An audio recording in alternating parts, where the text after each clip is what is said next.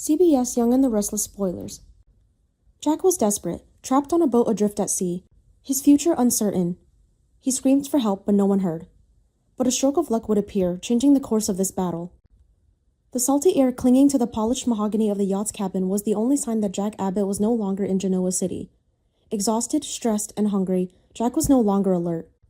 The silence of the vast ocean was only broken by the steady lapping of waves against the hull, a monotonous reminder of his isolation. Footsteps echoed and someone descended the stairs. The lock on the door opened, filling Jack with both fear and relief. The door swung open, and for a moment Jack expected to see one of Victor's anonymous security thugs. Jack panicked, and a woman's voice rang out. "Hello, Jack, do you hear me?" Patty Williams, that's what Jack remembered about her, but it had been so long since they'd seen each other that she looked considerably older. She wore a pristine white sailor outfit that looked like a child sailor costume, complete with a perfectly tied blue scarf around her neck. "Patty?" Jack gasped, his voice hoarse. "What? Why are you here?" Patty began to explain the current situation, warning Jack to stay calm and do not do anything reckless, otherwise he would kill them. Jack narrowed his eyes, his head spinning. "Victor hired you?" "Patty, Victor Newman doesn't hire people like he doesn't bring people from your past unless he wants to torture them." Patty was the woman who had feelings for Jack, and she could be concocting a perfect charade with him. "He told me everything, how you thought you could trample on others, how you needed time to think about what you did, and who better than me to help you reflect. I know all about your guilt, Jack. I carry them like scars." Jack took a deep breath, realizing the precariousness of his position. Victor had weaponized Patty's instability. He had probably told her a fairy tale, promising her the only thing she had ever longed for, a connection in Jack's life.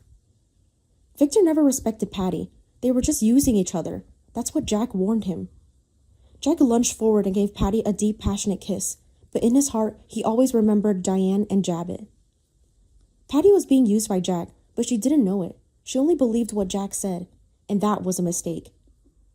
After a long conversation, they had become intimate and begun undressing.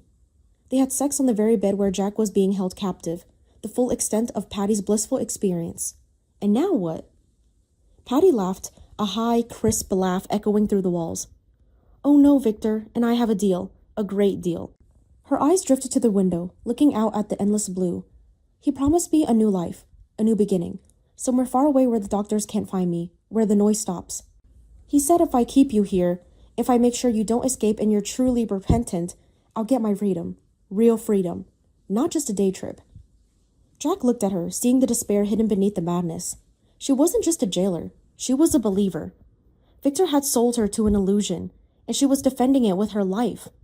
But Jack knew Patty. He knew the cracks in her armor because he was the one who had created many of them. "You look wonderful," Jack lied, his voice lowering to a smooth, intimate baritone.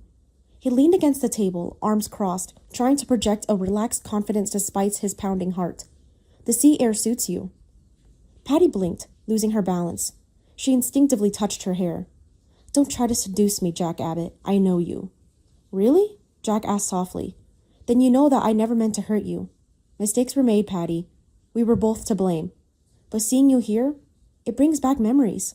Not all of them were bad." He saw the hesitation in her posture, the way her fingers twitched at her side. She was fighting a battle between loyalty to Victor's promise and the deep, obsessive love she had for Jack for decades.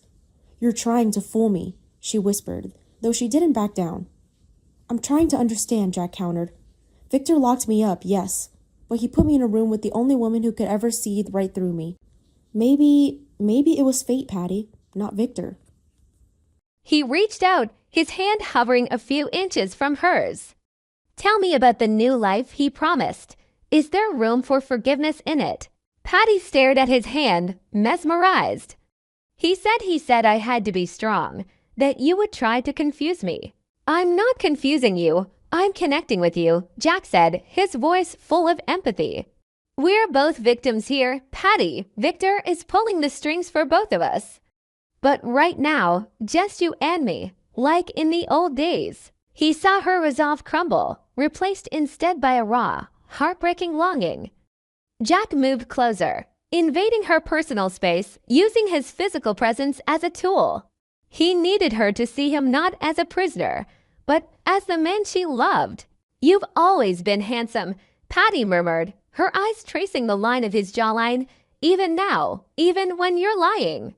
I'm not lying about this, Jack said, and he really meant it, though not in the way she hoped. He needed her trust. He needed the keys or a phone.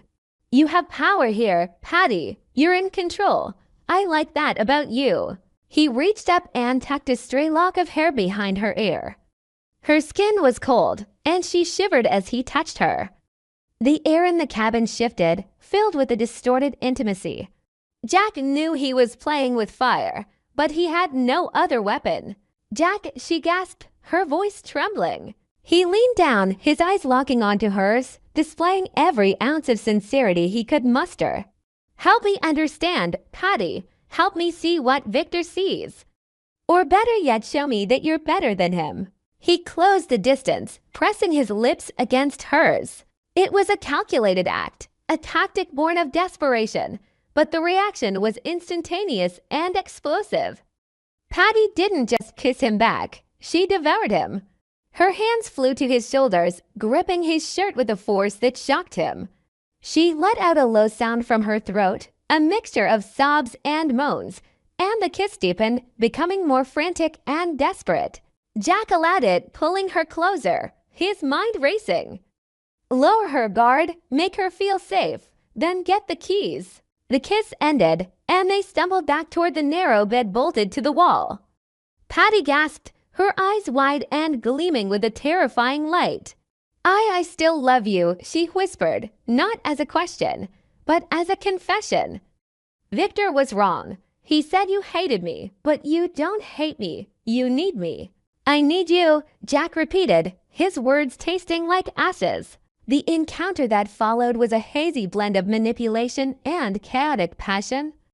Jack played the role of the remorseful lover, making Patty believe she was saving him, winning him back. He thought he was steering the ship, leading her to a moment of vulnerability where he could strike. But as time passed and the cabin darkened, Jack began to realize the extent of his mistake. Patty sat on the edge of the bed, watching him button his shirt. She wasn't dreamy or docile as he'd expected. She was full of energy, excitement. I understand, she said, her voice sharp and clear, cutting through the silence. She rose and began pacing back and forth in the small room, her movements jerky and lively.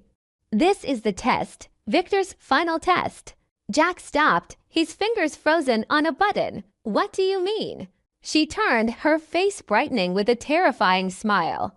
Victor told me you'd try this. He said, Patty, Jack is a seducer. He'll use his charm to make you forget your mission. He said if you can resist him, you'll be free. But if you surrender, she giggled, a sound that sent a shiver down Jack's spine. If I surrender, it means we're destined to be together, forever. Jack's blood ran cold. Patty, listen to me. No, she screamed, her eyes blazing. I failed the test, Jack. I let Victor down, but I passed our test. She snatched a fruit knife from the tray he hadn't noticed before, clutching it like a talisman. Victor will be furious. He'll come looking for us. He'll try to take you away again, but I won't let him.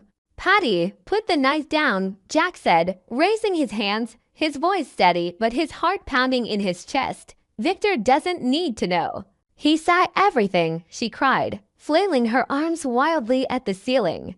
But that doesn't matter. I know the truth now. You love me, you've proven it. And now I have to protect you, even from yourself. She moved between him and the door, her posture shifting from lover to jailer in an instant. The admiration in her eyes had turned into a fanatical possessiveness. You're not just a guard anymore, Jack, she hissed, the knife glinting in the dim light.